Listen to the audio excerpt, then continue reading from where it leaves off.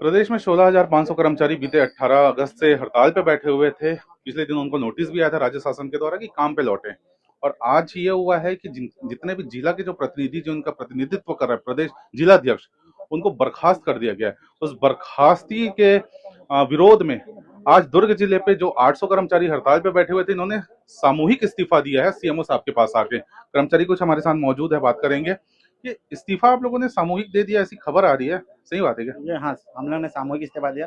कल बीती रात तक हमारे राज्य स्तर के 25 जो संगठन के कर्मचारी हैं उनको संविदा सेवा समाप्ति की गई। उसके विरोध प्रदर्शन में हमने पूरे 16,000 कर्मचारियों ने 33 जिलों ने आज इस सामूहिक इस्तीफा दे दिया है सर। ये सर जितने लोग यहाँ पे बैठे हुए हैं तकरीबन 700-800 लोग, इनमें से कितने लोग ऐसे हैं जो तकरीबन 15-20 साल से इसमें हैं एनएचएम में? 700-800 में हमारे यहाँ 350। दुर्ग चूंकि पुराना जिला है सर, एनएचएम का रीढ़ की हड्डी यहीं पर ही काम बनी हुआ था। तो दुर्ग में 200 से 250 ऐसे कर्मचारी हैं जो 10 साल से ऊपर की सेवा दे चुके हैं।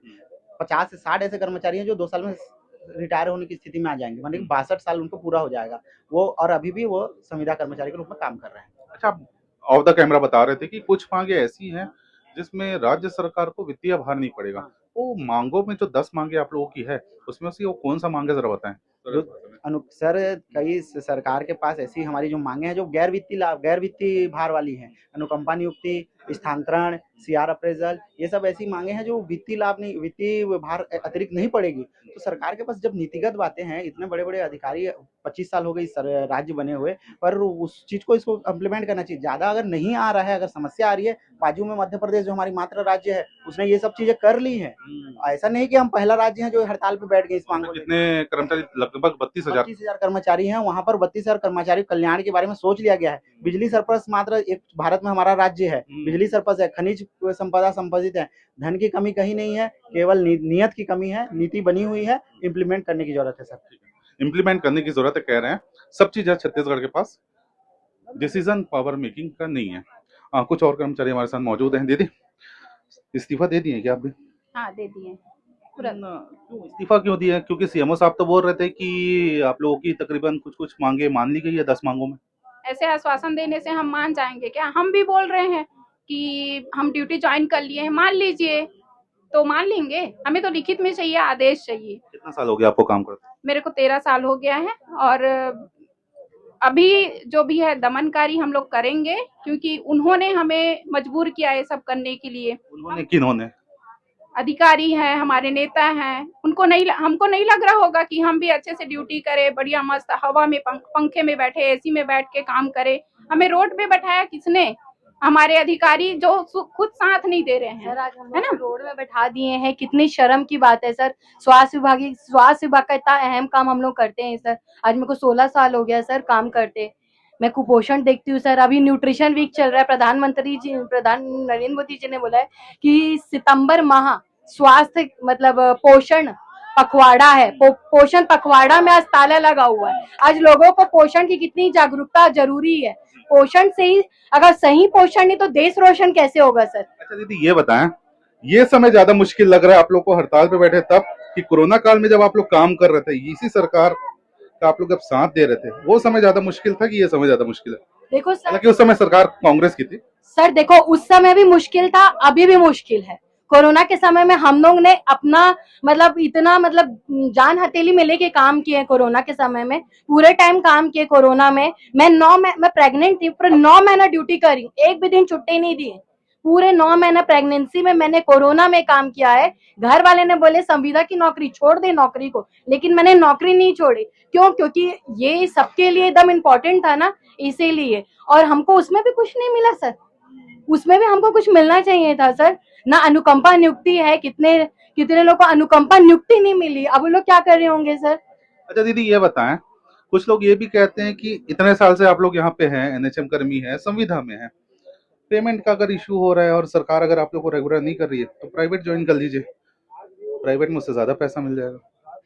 प्राइवेट जॉब का ऑप्शन अगर सरकार दे रहा है, और भाई इसमें भी तो कोई ना कोई आएगा ना। अगर उनका दम है कि हमें हटाकर दूसरा ज्वाइनिंग करे, तो उनको भी तो यही पेमेंट देंगे। और वो ये थोड़ी ना है कि आप समान काम मतलब नियमित कर्मचारी को ज्यादा पेमेंट दे रहे हैं और अनियमित को कम पेमेंट, तो वो भी हड़ताल करेंगे। यही प्रोसेस चलता 10 मांगे जो हैं उसमें से जल्दी से बता दीजिए कौन सी ऐसी एक मांग है, महिला होने के नाते आप लोग 3 शिफ्टों में काम करते हैं, है ना? तो ऐसी कौन सी एक मांग है जो मान ली जाए तो महिला जो है वो पीछे हट जाएंगी या सभी लोग पीछे हट जाएंगे? नियमितीकरण, बस इस बार नियमितीकरण चाहिए सर हम लोग। सुरक्षा को लेके आप लोग खुश हैं कि जो सुरक्षा आप लोग को मुहैया कराई जाती है ड्यूटी के दौरान, उसको लेके आप लोग संतुष्ट हैं? हाँ सर, संतुष्ट। अनियमित और नियमित में बहुत भेदभाव है, हम उसमें संतुष्ट ही नहीं है। हमें मेंटली प्रेशर दिया जाता है, कुछ भी अगर 100% हमको करना रहता है, उसमें अगर 95 भी आ गया तब उसके लिए हमें उस नोटिस मिलता है कि आप 5% क्यों नहीं के इनका तनख्वाह काटा जाएगा। तो ये गलत बात है ना, सीआर खराब किया जाएगा। संविदा 1 साल का होता है, 2 साल का होता है, 3 साल, 4 साल, 5 साल। एक बार बोल तो दो कि 5 साल में रेगुलर कर देंगे, 10 साल में रेगुलर कर देंगे। यहाँ 20 साल, 15 साल, 16 साल हो रहा है, अभी तक ये कुछ बोल ही नहीं रहे हैं कि कौन से साल में करेंगे। कुछ लोग और मौजूद है हमारे साथ, ये जिला का नेतृत्व कर रहे हैं आलोक साहब। सर, कल एक खबर निकल के आई है कि सीएम साहब की तरफ से ये कहना है कि एनएचएम कर्मचारी जब तक काम पे नहीं लौटेंगे तो उनसे समय का मौका आप लोग को नहीं मिलेगा, उनका समय आप लोग को नहीं मिलेगा बेसिकली। इस पे क्या कहें? पिछले 170 बार हम लोग पिछले 1.5 साल से सीएम साहब से भी मिले थे, स्वास्थ्य मंत्री जी से, वित्त मंत्री जी से, डिप्टी सीएम जितने मंत्री है, सांसद है, विधायक है, हम एक एक जन के पास जा चुके हैं 170 बार। हर जिले के हमारे कर्मचारियों ने जहाँ जहाँ जिले में मंत्री लोग जाते थे वहाँ वहाँ हम लोग ज्ञापन देने जाते थे। हमारी चप्पलें घिस गई लेकिन कोई सुनवाई नहीं हुई। आप लोग को सीएमओ साहब ये कह रहे हैं कि एनएचएम कर्मी ही नहीं है, और भी है हमारे पास, जीवनदीप है, रेगुलर वाले हैं, तो इनके हड़ताल पे जाने से कोई खास प्रभाव नहीं पड़ रहा। प्रभाव नहीं पड़ रहा है तो बर्खास्त क्यों कर रहे हो भाई? जब काम प्रभावित नहीं हो रहा है, यही लोग स्वास्थ्य विभाग की रीढ़ है, यही लोग काम करते हैं। आप कहीं भी पता कर लीजिए क्या हालत है आज।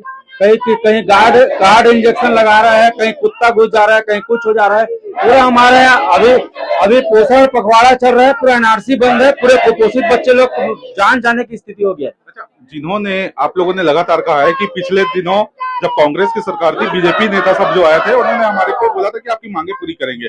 आज उनकी सरकार आ गई है, आज भी मांगे पूरी नहीं हो रही है। आप लोगों को सांसद विजय बघेल का भी समर्थन मिला, ब्रजमोहन अग्रवाल का भी समर्थन मिला, लेकिन जो लोकल नेता है, यहाँ के मुख्यमंत्री या उप मुख्यमंत्री, उनमें से किसी का बयान नहीं आया। क्या कहेंगे? हम लोग खुद नहीं जा रहे हैं, ना हम सत्ता पक्ष के पास जा रहे हैं ना विपक्ष के पास जा रहे हैं, क्योंकि दोनों पार्टी चाहे कांग्रेस हो बीजेपी हो सिर्फ हमको चुनाव के समय में इस्तेमाल करती है, हमारे पंडाल में आती है, बड़ा बड़ा वादा करती है, लेकिन जैसे ही हमारी मांगे, जैसे ही चुनाव खत्म होता है हमारी बात नहीं सुने जा रही है। एकदम से डफली बना दिया गया, डफली की तरह हमको ढोल की तरह दोनों पार्टी बजा रही है। अच्छा, इसीलिए एक आखिरी सवाल, अभी ज्यादा ठगा हुआ महसूस कर रहे हैं कि पिछले सरकार में ठगा हुआ महसूस कर रहे थे? क्योंकि दोनों सरकार ने वादा किया था कि आप लोग को नियमित तो करेंगे ही। पिछले दिनों टीएस बाबा जो स्वास्थ्य मंत्री है, उन्होंने खुलेआम बयान दे दिया कि मैं एनएचएम कर्मचारी की वजह से ही हारा हूं चुनाव, और कांग्रेस भी आ रही है। इसका मैं कारण बता दूं, वो ऐसे ही नहीं बोले हैं, खुद 94 वोट से आ रहे हैं। हमारे 4000 5000 कर्मचारी हर विधानसभा में है, उनका पूरा परिवार को आप जोड़ोगे तो संख्या बहुत ज्यादा बढ़ जाती है। 10 दिन में उन्होंने घोषणा पत्र में वादा किया था कि मैं नियमित करूंगा, नहीं कर पाए, इसीलिए वो हारे। 10 से ज्यादा विधायक 100 वोट 200 वोट 300 वोट से इस बार चुनाव हारे हैं। निश्चित बता रहा हूँ, कांग्रेस ने अच्छा काम किया था, लेकिन अनियमित कर्मचारियों से जो उन्होंने विश्वासघात किया है, उसी की वजह से आज वो दर की ढोकरे खा रहे हैं और हमारे पंडालों में फिर घूम रहे हैं वो लोग। ठीक है, जल्दी बता दीजिएगा कि आप लोग के अलावा, आप लोग का जो मुद्दा है उसके अलावा सुशासन की सरकार अच्छा काम कर रही है? मेरे को तो दूसरे के बारे में नहीं बोलता, हमारे लिए सुशासन की कोई कर्मचारी वर्ग के लिए, कर्मचारी वर्ग 1.5 साल में भयंकर त्रस्त है। मैं बता दे रहा हूँ, सैलरी तक हमको नहीं मिल रहा है, और पूरा तानाशाही जो अधिकारी बैठे हुए पूरा तरह से तानाशाही यहाँ पे हावी है। आज आप लोगों ने इनको क्लीन बोर्ड कर दिया, सामूहिक इस्तीफा देके। थोड़ा सा भी डर दिए कि अगर एक्सेप्ट हो गया सभी का इस्तीफा? कोई डर नहीं। अगर 16,000 को 7,000 के लिए क्या डरोगे भैया?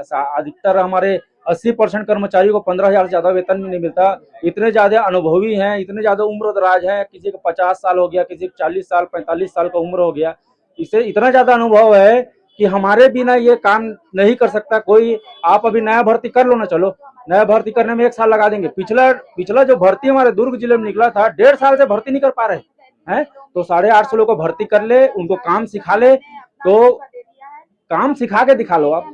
है ना। तो कह रहे हैं कि 16,000 जो कर्मचारी हैं प्रदेश भर में, और दुर्ग जिले में बात करें तो तकरीबन 800 के आसपास एनएचएम के कर्मचारी है। कह रहे हैं कि हम जो अनुभवी हैं, हमारे को अगर बर्खास्त कर दिया है, हमारा इस्तीफा अगर एक्सेप्ट कर लिए, तो नए भर्तियां करके दिखाओ करदा मैं तो। और ये खास तौर पे कह रहे हैं कि हम ठगा हुआ महसूस कर रहे हैं, पिछली सरकार ने भी हमारी नहीं सुनी, ये सरकार भी हमको दिलासा दे रही है और लगातार अपनी मांगों को लेके पिछले दिनों भी बैठे हुए थे और अभी तो 18 अगस्त से हड़ताल पे बैठे हुए हैं। अच्छा, सीएमओ साहब का ये कहना है कि अस्पताल में जो व्यवस्था है सुचारू रूप से जारी है, लेकिन आप लोग को बताना चाहूंगा कि बड़ा जो आबादी वाला इलाका है वगैरह, वहां पे जो स्वास्थ्य विभाग जो है, शहरी स्वास्थ्य केंद्र जो है, वो जो है बंद पड़ा हुआ है, ताला लगा है। और एनएचएम कर्मियों का ये भी कहना है खास तौर पे कि हमारे को ठगा हुआ महसूस हम कर रहे हैं, क्योंकि पिछले सरकार ने भी नहीं सुना, ये सरकार भी हमको घुमा रही है, पता नहीं हमारी मांगे कब पूरी होंगी। और अब जो लड़ाई करने के लिए हम निकल गए हैं, ये निर्णायक होगी। या तो निर्णय होगा या तो हम हड़ताल पे बैठे रहेंगे। क्या होगा इनका फैसला, बन रहिएगा, आपको पल पल की अपडेट देंगे। साहब प्रणाम। एनएचएम कर्मचारी सामूहिक इस्तीफा देने पहुंचे हुए हैं, दे दिए क्या इस्तीफा? विगत दिनों जो 18 अगस्त इनकी हड़ताल चल रही है, उसके संदर्भ में जो कुछ मांगे इनकी मांगी गई थी और मान ली गई थी, और उसके पश्चात भी इनकी हड़ताल अनवरत जारी है। उस हड़ताल पे जारी रहने से इनको नोटिस दिया गया था, और नोटिस में वापस काम पे ना लौटने पे कुछ लोगों को कल बर्खास्त किया गया, और उसी के विरोध में इन्होंने आज सामूहिक इस्तीफा मुझे सौंपा है। सर, आपने कहा कि कुछ मांगे मान ली गई हैं, जी, उन मांगों के बारे में बता दीजिए सरल भाषा में, कौन सी मांगे मानी गई अगर आपको ज्ञात हो तो। दूसरा, आपने कहा कि कुछ लोगों को बर्खास्त किया गया है, सिर्फ इनको जो नेतृत्व कर रहे हैं, जो अध्यक्ष हैं जिला अध्यक्ष, उन्हीं को बर्खास्त किया गया? नोटिस सभी को दिया गया था और ये प्रक्रिया सतत जारी है। अच्छा, जो मांगे मानी गई है वो पता है कि आपको कौन सी मांगे मानी मैंने इनका ज्ञापन इन्होंने राज्य स्तर पे दिया है, मैं इनके ज्ञापन के बारे में विस्तार से आपको नहीं बता पाऊंगा, लेकिन जो मुख्य मांग जो मेरे संज्ञान में आई है वह नियमितीकरण की है, और उसी के संदर्भ में इनका ज़्यादा जोर है।